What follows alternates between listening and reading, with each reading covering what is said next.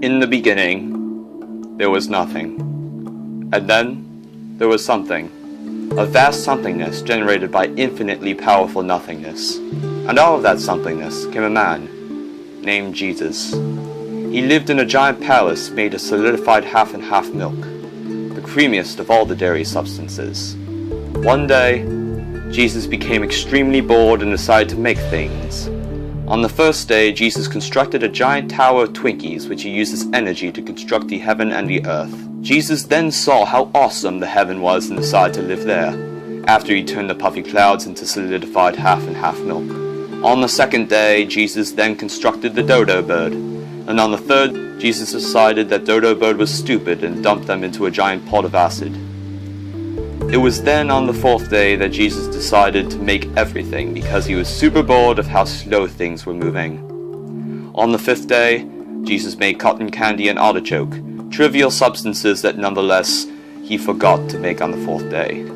On the sixth day, Jesus invented the DeLorean and lightning so he can travel back in time and add cotton candy and artichoke on the fourth day instead of the fifth. It was then on the fifth day that Jesus made Nutella and IKEA. On the sixth day, Jesus created a public school system so that we can learn about the real history of the history-writing people while Jesus rested on the seventh day.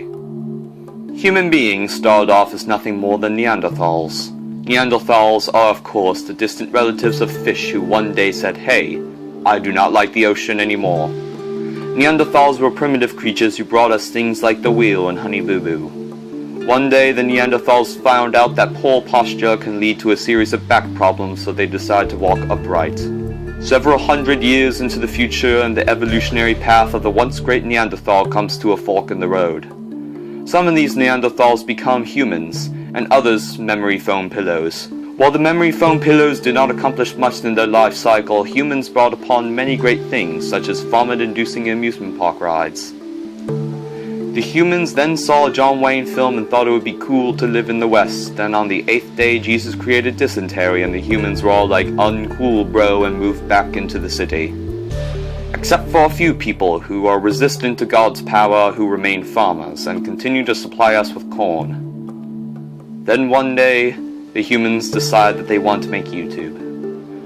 But they lacked a certain technological skill set to accomplish such a task.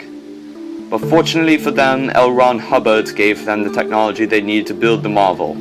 Thus YouTube was born, created an epidemic of vloggers and let's play videos. It was then that Jesus saw just how stupid we are and put us in a giant pot of acid along with the dodo bird. And on the ninth day, Jesus created Half-Life 3.